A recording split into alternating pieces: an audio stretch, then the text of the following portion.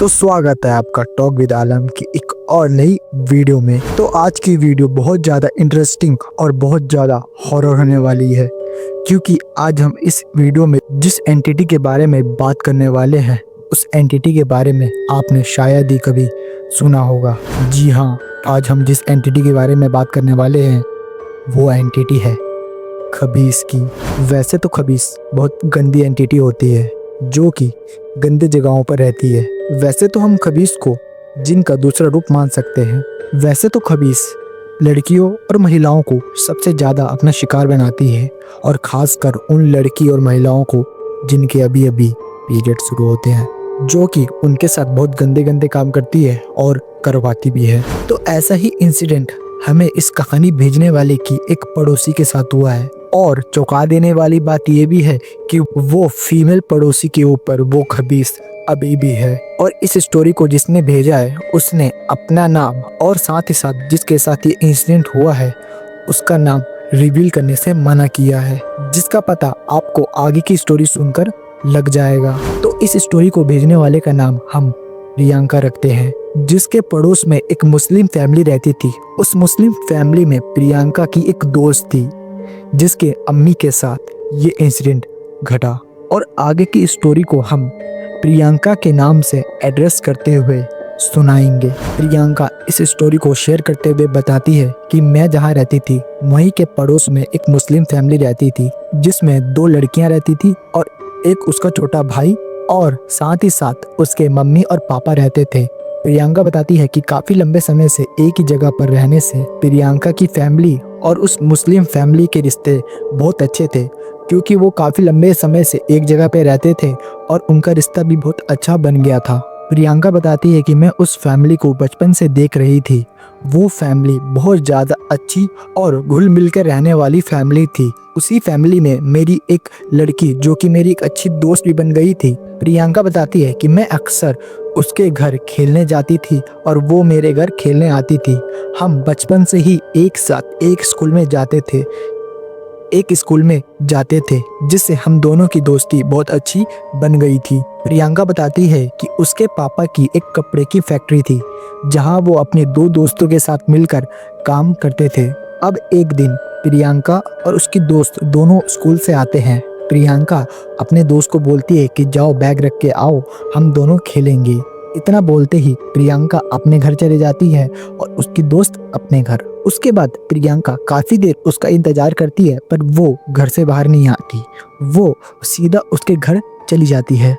जहाँ प्रियंका उसके घर में जाती है तो वो देखती है कि उसके घर में सभी लोग बहुत चिंता में डूबे हुए हैं।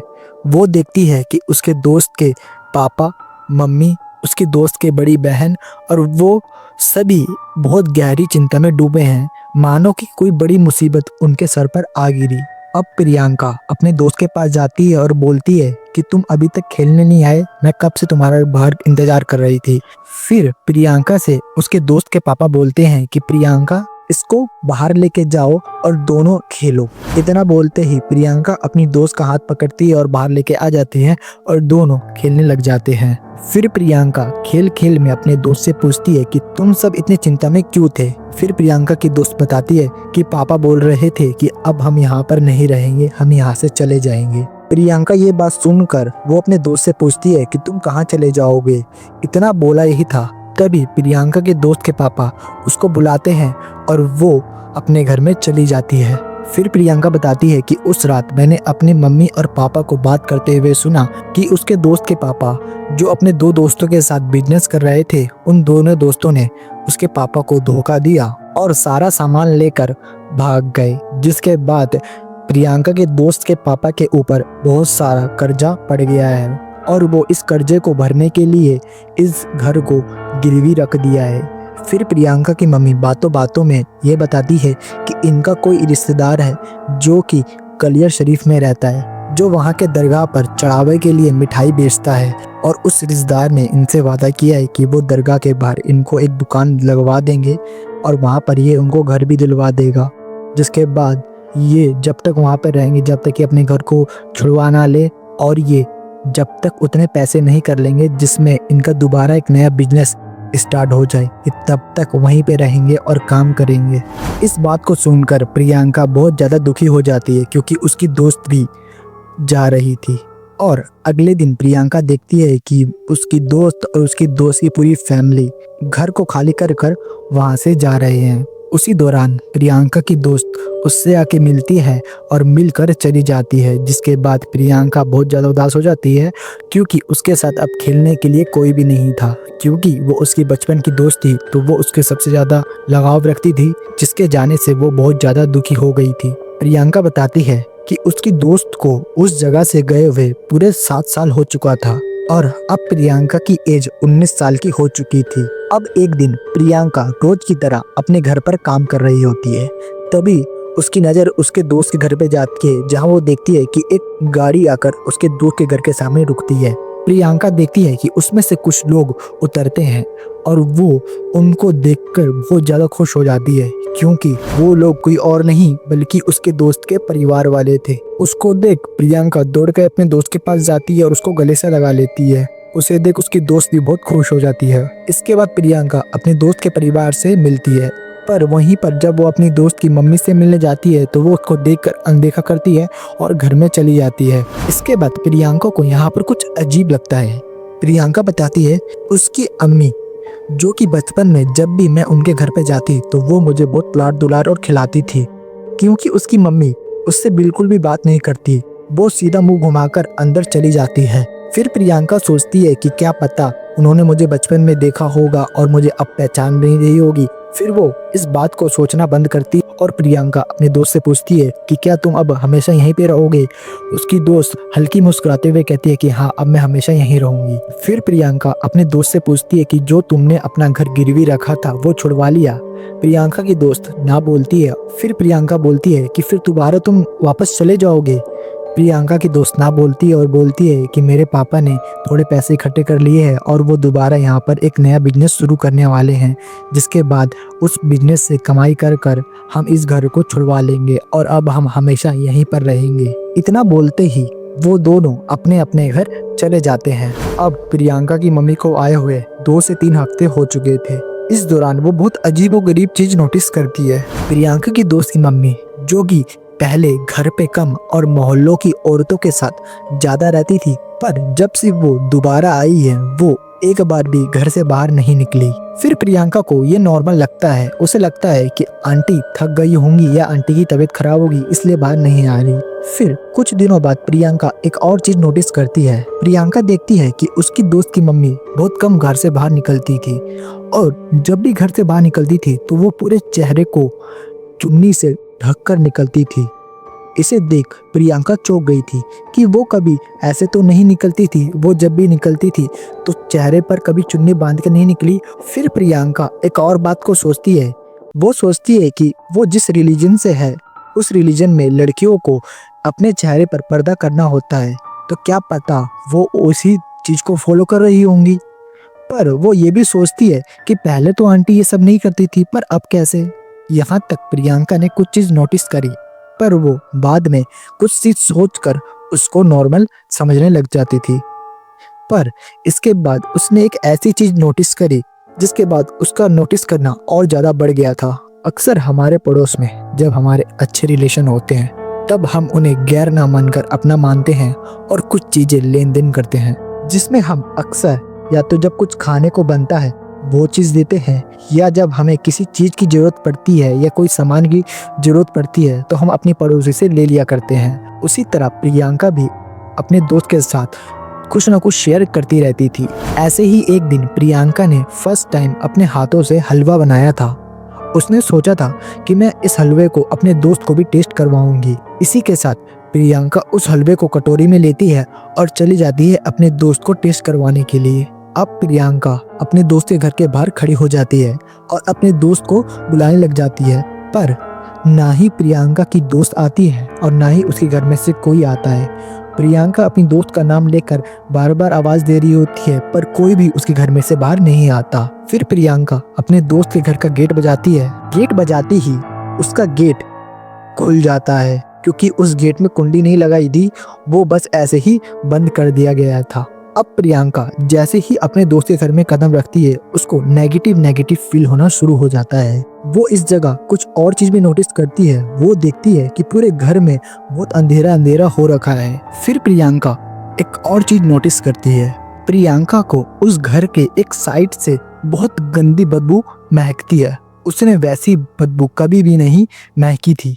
वो थोड़ा ध्यान देती है और उसे पता चलता है कि वो महक एक घने अंधेरे काले कमरे से आ रहा है। वो थोड़ी और हिम्मत बढ़ाती है और थोड़े अंदर जाती है तो वो देखती है कि उस कमरे में उसकी दोस्त की मम्मी नमाज पढ़ रही है, जो कि पूरा घर अंधेरा कर रखा है और एक मोमबत्ती की रोशनी में वो नमाज पढ़ रही है और चेहरे को पूरा कवर कर रखा है। वो ये देखकर समझ नहीं पाती है कि इतने अंधेरे में ये कैसी नमाज पढ़ रही है। प्रियंका ये सब देख ही रही होती है, तभी उसके कंधे पर कोई हाथ रखता है। वो झटके से डर जाती है और पीछे मुड़ के देखती है तो वो उसकी दोस्त होती है। उसकी दोस्त वहाँ पर हाथ पकड़ती है और उसको हाथ पकड़ के घर के बाहर लेके आ जाती है और बोलने लगती है कि तुम वहाँ पर कर क्या रही थी। प्रियंका बोलती है कि मैं तुम्हारे लिए हलवा लाई थी, पर तुम्हारे गेट के बाहर में खड़े होकर कब से तुम्हें आवाज दे रही थी, तुम आई नहीं और मैंने हल्का सा गेट को बजाया तो गेट खुल गया। फिर प्रियंका पूछती है कि तुम कहाँ पर थी, तुम्हें इतनी देर से आवाज लगा रही, तुम आई क्यों नहीं? तो उसकी दोस्त बोलती है कि मैं छत पर कपड़े पसार रही थी। प्रियंका अपनी दोस्त से पूछती नहीं है कि आखिर उस कमरे में चल क्या रहा था और आखिर वो बदबू कैसे आती है। वो अपनी दोस्त को हलवा पकड़ाती है और सीधा अपने घर चली जाती है। इसके बाद प्रियंका इस बात को सोचने लगती है। वो सोचती है कि उस वक्त तो मोहल्ले में सब लाइट आ रही थी, पर तब भी उन्होंने इतना अंधेरा क्यों कर रखा था? आखिर उस घर में चल क्या रहा था?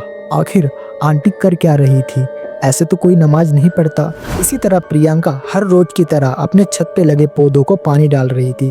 तभी वो अपने मोहल्लों की औरतों से अपनी दोस्त की अम्मी के बारे में कुछ बात करते हुए सुनती है, जिसे सुनकर वो भी चौंक जाती है, क्योंकि जो चीज वो नोटिस कर रही थी वो अकेले नोटिस नहीं कर रही थी, बल्कि पूरा मोहल्ला नोटिस कर रहा था। वो सब औरतें बात कर रही होती है कि वो औरत लगता है कोई विधि सीख रही है, जो कि डायन की भी हो सकती है, क्योंकि जब भी वो बाहर आती है पूरे चेहरे को कवर करती है और बहुत कम निकलती है, और जब भी उसके घर के बाहर से निकलो एक अजीब सी बदबू आती रहती है और हमेशा नेगेटिव नेगेटिव फील होता रहता है। लगता है वो कोई विधि उधि सीख रही है। ये सुनकर प्रियंका भी चौंक जाती है, क्योंकि वो चीज जो लोग सब चीज नोटिस कर रहे थे वो भी प्रियंका भी नोटिस कर रही थी। चाहे वो बदबू की बात हो, चाहे वो उसकी अम्मी की घर से कम निकलने की बात हो, चाहे वो चेहरे को चुन्नी से ढक कर रखने वाली बात हो। अब प्रियंका एक दिन अपने दोस्त को घर पे बुलाती है और जो भी वो चीज सोच रही थी और जो भी मोहल्ले में बात चल रही थी वो अपने दोस्त को बताती है और पूछती है कि आखिर सच्चाई क्या है, आखिर ये सब चल क्या रहा है। पहले तो प्रियंका की दोस्त साफ साफ इनकार कर देती है और बातें घुमाना शुरू कर देती है, पर प्रियंका के ज्यादा फोर्स करने पर आखिरकार उसकी दोस्त सारी बातें बताना शुरू कर देती है, जिसके बाद जो चीज प्रियंका सुनती है वो भी बुरी तरह डर जाती है। फिर प्रियंका की दोस्त बताती है कि तुम्हें तो पता ही होगा कि आज से 7 साल पहले हमारे साथ क्या हुआ और किस वजह से हमें यहाँ से छोड़कर जाना पड़ा। उसकी दोस्त हाँ बोलती है। फिर प्रियंका की दोस्त बताती है कि हम कलियर शरीफ गए थे, जहाँ पर दरगाह के बाद मेरे पापा मिठाई बेचते थे और दरगाह से थोड़ी दूर पर हमें घर मिल गया था, जहाँ पर हम रहते थे और अच्छा खासा अपना जीवन जी रहे थे। पापा की भी कमाई वहाँ पे अच्छे से होना शुरू हो गई थी। तो फिर उसकी दोस्त बताती है कि तुम्हें पता है कि उस दरगाह पर आखिरकार होता क्या है? जैसा कि उसको दोस्त को तो उस जगह के बारे में पता नहीं होता है, फिर वो मना करती है। उसके बाद उसकी दोस्त बताती है कि कलियर शरीफ में स्पेशली भूतों, जादू टोना, प्रेत, इन सब को वहाँ पर दूर किया जाता है। वो कहती है कि हाँ, तो फिर क्या हुआ? फिर उसकी दोस्त बताती है कि हम जिस जगह रहते थे उस जगह से थोड़ी दूर पर एक पानी भरने की जगह थी, जहाँ पर सभी लोग पानी भरते थे। एक दिन मेरी मम्मी वहाँ से पानी भर के आती है और बहुत शांत साथ रहने लग जाती है। पहले तो हमें लगा कि उन्हें शायद कुछ तबीयत खराब है, इसलिए वो चुप चुप रहती है। थोड़े दिनों बाद वो सबसे बात करना कम कर देती है, जिसके बाद वो नमाज पढ़ना शुरू कर देती है और कुरान पढ़ना शुरू कर देती है। फिर प्रियंका की दोस्त पूछती है कि आखिरकार आंटी के साथ हुआ क्या है। फिर उसकी दोस्त बताती है कि मेरी अम्मी के ऊपर एक खबीस रहता है। फिर प्रियंका की दोस्त बताती है कि खबीस एक बहुत नापाक एंटिटी है, यानी बहुत गंदी एंटिटी है, जो कि सिर्फ गंदी जगहों पे रहती है और ये खासकर लड़कियों और महिलाओं को अपना शिकार बनाती है और उनके ऊपर रहती है और उनके ऊपर भी उनके पति के रूप में वो रहता है और बताता है कि मैं तुम्हारा पति हूँ, और उनके साथ गलत गलत काम करता है और अजीबोगरीब चीजें करवाता है और उनसे अपनी इबादत करवाता है, मतलब उनसे अपनी पूजा करवाता है। फिर प्रियंका की दोस्त पूछती है कि आखिरकार तुम्हारी मम्मी को ये कहाँ पकड़ लिया। फिर बताती है कि हम जिस जगह रहते थे वहाँ से थोड़ी दूर पर एक पानी भरने का जगह था, जहाँ पर जाने के लिए एक नीम के पेड़ से होकर जाना पड़ता था।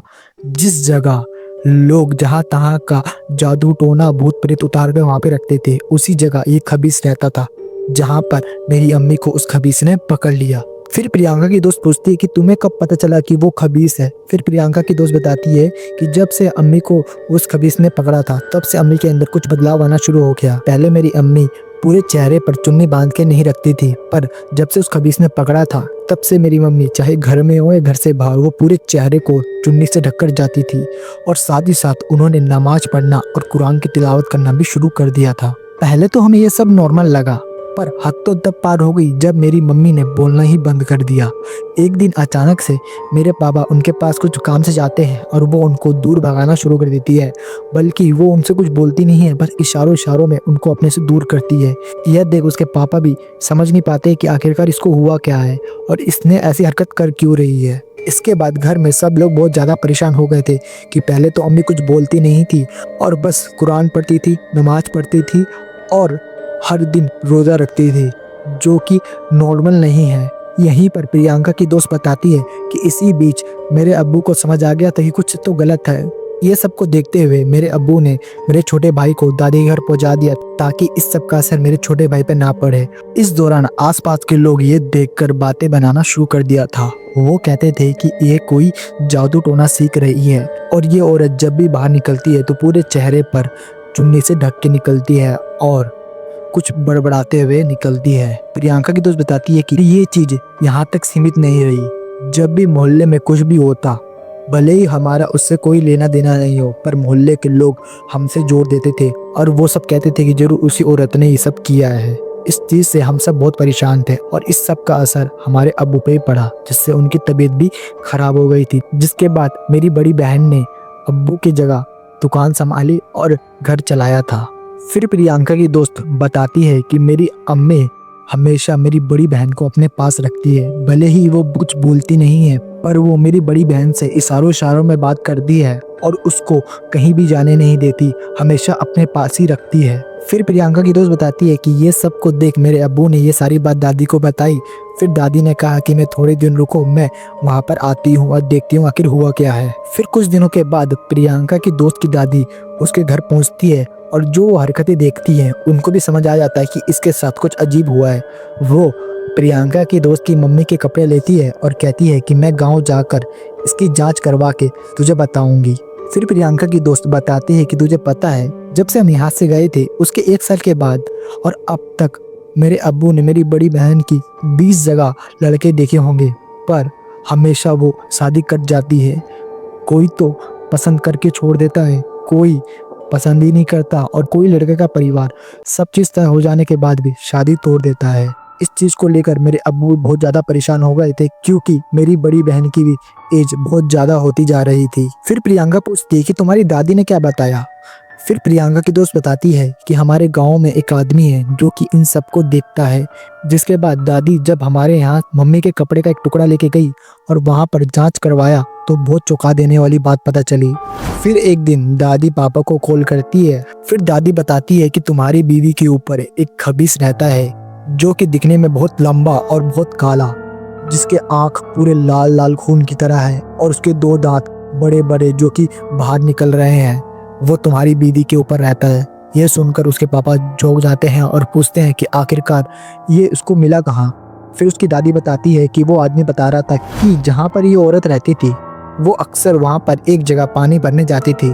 उसी रास्ते पर एक नीम का पेड़ है, जिस पेड़ के नीचे भूत प्रेत जादू टोना बहुत सी चीजें उतार कर रख दिया करते हैं। उसी जगह इस खबीस को भी उतार के रखा था और वहीं से इस औरत को इस खबीस ने पकड़ लिया है और उस खबीस ने तेरी बीवी को अपना शोहर बता रखा है और तुझसे बात करने को मना कर रखा है और उस खबीस ने तेरी बीवी को किसी भी गैर मर्द से मिलने से मना किया है और ना ही बात करने से मना किया है, और खासकर तेरे घर में किसी से भी बात करने से मना किया है, और साथ ही साथ उसने तेरी बीवी को किसी को चेहरा दिखाने से मना किया है। ये बात सुनकर उसके पापा भी रिलेट कर पा रहे थे, क्योंकि ये सब चीज़ वो खुद महसूस कर पा रहे थे। फिर उसकी दादी बोलती है कि तुम्हें पता है तुम्हारी बेटी की शादी क्यों कट रही थी? फिर उसके पापा क्यों बोलते हैं और उसकी दादी बताती है वो खबीस ही तुम्हारी बेटी की शादी कटवा रहा था, क्योंकि वो कभी भी तुम्हें खुश नहीं देख सकता। फिर प्रियंका की दोस्त बताती है कि इन चीज़ों को सुनकर मेरे अब्बू बहुत ज़्यादा परेशान हो गए थे और वो पूछते हैं कि इसको कैसे ठीक करा जाए।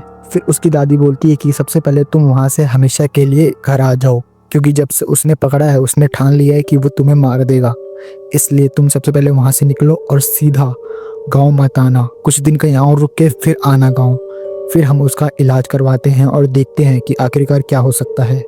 फिर प्रियंका बोलती है कि तुझे पता है मोहल्ले में ऐसी ही बातें चल रही है। प्रियंका की दोस्त बोलती है कि हाँ मुझे पता है, पर मैं क्या कर सकती हूँ। फिर प्रियंका की दोस्त प्रियंका से बोलती है कि तुम मेरे घर मत आया करो, वरना वो तुम्हें भी नुकसान पहुंचा सकता है। फिर प्रियंका अपने दोस्त से पूछती है कि तुमने तो बताया था कि तुम जहाँ रह रहे हो वहाँ पर दरगाह है और वहाँ पर इस सब चीज़ों का इलाज होता है, तो तुमने अपनी अम्मी को वहाँ क्यों नहीं दिखाया? फिर प्रियंका की दोस्त बताती है कि वो खबीस वहाँ पर और ज़्यादा ताकतवर हो रहा था, क्योंकि मेरी अम्मी दिन रात नमाज और कुरान की तिलावत कर रही थी, इस वजह से वो और ज़्यादा मजबूत होता जा रहा था। फिर प्रियंका पूछती है कि तुम अपनी अम्मी को कब गांव लेके जा रहे हो? वो बोलती है कि हम परसों ही यहाँ से चले जाएंगे और वहाँ पर जाके इलाज करवाएंगे। इस तरह ये स्टोरी यहाँ पर ख़त्म होती है। प्रियंका बताती है कि वो खबीस अभी भी उसकी अम्मी के ऊपर है। प्रियंका बताती है कि जिस दिन मेरे दोस्त ने इस सब चीज़ के बारे में बताया था, उसके 2-3 दिन बाद ही वो गांव चली गई थी और उसको अब तक गांव गए हुए 1 साल हो चुका है।